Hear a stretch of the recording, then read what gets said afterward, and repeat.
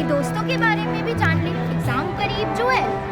हाय श्रेयांश भैया, आप कैसे हैं? मैं तो अच्छा हूँ, पर मेरी परीक्षा की तैयारी बिल्कुल नहीं। क्यों? आप तो इतने अच्छे स्टूडेंट हैं, आपको क्या प्रॉब्लम है? जब वो भय बैठ चुका है, मेरे मम्मी पापा क्या बोलेंगे अगर मेरा अंक गिर गया? पिछली बार तो अच्छे नंबर आ गए थे, और इस बार क्या होगा बस सोच के ही मुझे भय आ रहा है। वो मुझे लगता है कि सारे बच्चों का वही हाल होगा। मैं आपकी बात से सहमत हूँ, आप सही ही कह रहे हैं। परीक्षा के बारे में मेरा ये कहना है कि परीक्षा से मुझे डर तो लगता ही है, पर जब परीक्षा अचानक हो जाती है तब तो मेरे पसीने ही छूट जाते हैं। हाँ नहीं, तुम्हारी बात सही है, लेकिन शशांक तुम इतने शांत क्यों खड़े हो? मुझे पूछो ही मत, मैं तो इतना डर रहा हूँ। जब परीक्षाएं आते हैं ना, मानो ऐसा हो कि बड़ा सा पहाड़ आ गया हो और कुछ ही लोग पार कर पाते हैं और मेरे जैसे लोग अटक जाते हैं उस पहाड़ के सामने। परीक्षाओं के दबाव के कारण कुछ विषय ऐसे हैं जिससे मुझे याद करने के लिए आत्मविश्वास नहीं मिल पा रहा है। मेरा दिल बहुत तेजी से धड़क रहा है। प्रश्न पत्र देखते साथ ही प्रश्न के उत्तर से ज्यादा मुझे अध्यापक और मम्मी पापा की छवि दिखाई देती है। मेरे मम्मी पापा और मेरे दोस्त अपनी उम्मीद से मुझे तनावग्रस्त माहौल में डाल देते हैं। जब परीक्षा पास आ जाती है तब घबराना तो आम बात है, पर मुझे इस बात से सबसे ज़्यादा चिड़चिड़ाहट होती है कि परीक्षा बनाई किसने है। मुझे एग्जाम के दौरान याद तो सब रहता है, पर जब प्रश्न पेपर देखता हूँ तो मैं सब कुछ भूल जाता हूँ। पता नहीं ऐसा क्यों होता है। परीक्षा के समय हमें हर छोटे सवाल बड़े लगने लगते हैं। दिन रात मेहनत करने के बाद भी हमें विषय याद नहीं रहते हैं। डर के कारण मैं अपनी माता पिता को झूठ बोलता हूँ और पेपर छुपा देता हूँ। मेरी परीक्षा की तैयारी हो चुकी है, किंतु मेरे को एक सब्जेक्ट में डाउट हो रहा है जिसका नाम है हिस्ट्री। हिस्ट्री में मेरे को डेट्स याद रखने में प्रॉब्लम हो रही है। मैं जब एग्ज़ाम हॉल के अंदर जाता हूँ वो सब डेट्स भूल जाता हूँ प्रेशर की वजह से। पर तुम तो टॉपर हो। टॉपर होने से क्या, जब हम एग्ज़ाम हॉल के अंदर जाते हैं तब सारे बच्चों को देखकर एक डर पैदा हो जाता है कि कौन पहले आएगा और कौन दूसरा। सच बोल रहे हो ऋषि, तुम्हारा क्या बात है?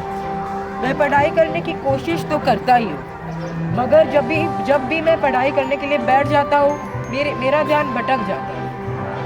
मैं समझ सकता हूँ, मैं भी हर रात तो प्रोक्रेस्टिनेट करके ही बैठ जाता हूँ मोबाइल से। मोबाइल के कारण मैं डर से परेशान हो गया। मुझे डर है कि मैं पास नहीं कर पाऊँगा। मेरा भी डर है। मेरी भी तैयारी कुछ ऐसी ही है। मैं वार्षिक परीक्षा के सिलेबस के अनुसार जो सब प्रत्येक सब्जेक्ट्स के जो चैप्टर्स हैं उन सबको एक टाइम टेबल में लिखकर निरंतर अभ्यास करने के बावजूद मुझे कहीं ना कहीं ऐसा महसूस हो रहा है कि मैं कुछ भूल रहा हूँ। मुझे परीक्षा में असमक्षता, परीक्षा लिखने में असमक्षता महसूस हो रही है। मुझे लग रहा है कि मैं सब कुछ पढ़ने के बावजूद कुछ नहीं कर पाऊँगा और इसीलिए मेरा आत्मविश्वास धीरे धीरे घटता जा रहा है। मेरा सिलेबस लगभग अंत होने को आया है, किंतु प्रत्येक परीक्षा से पहले मुझे एक ही डर सताता है कि परीक्षा में पूछे जाने वाले प्रश्न कहीं मेरे तैयारी किए गए विषयों से अलग ना हो।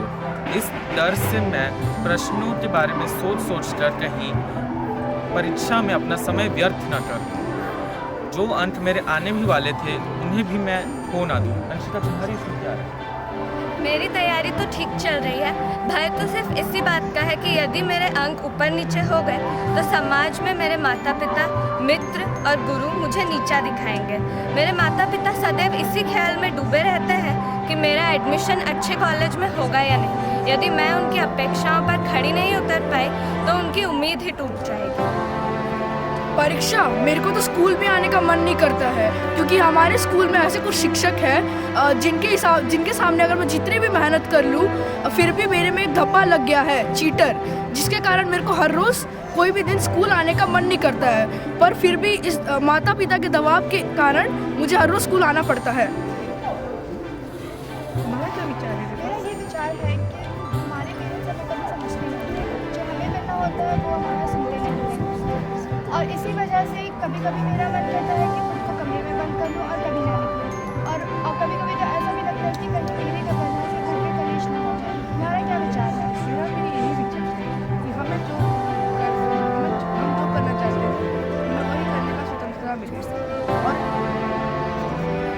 जो हम करें वो अपने स्वतंत्रता से करने मिले और हमारे वजह से घर में कलेश ना हो। हाँ, तो मैं तुम्हारी बात से सहमत हूँ। मैं अपनी दोस्तों की हर बात से सहमत हूँ। यह सही है। डर, तनाव और ऐसे ही भाव हम सभी के दिमाग में आते हैं और हम सभी इसी समय से गूंजते हैं। मैं इस बारे में अपने दोस्त से कुछ सलाहें लेना चाहूँगी। असल में हम लोग सबका हाल एक ही जैसा है। हम पढ़ते हैं सागर जितना, नहीं, सिलेबस रहता है सागर जितना, याद करते हैं तालाब जितना, याद रहता है बाल्टी जितना, लिखते हैं हम ग्लास भर जितना और अंक आते हैं बूंद भर। सो प्रिय बच्चों, आप सब की विडंबना जो है हम उसको समझ सकते हैं। डर, बोझ, प्रेशर, आपने सुना होगा रेशम का कीड़ा अपने ही बोझ के तले दबता जाता है, उसकी पीठ के ऊपर रेशम बनता जाता है।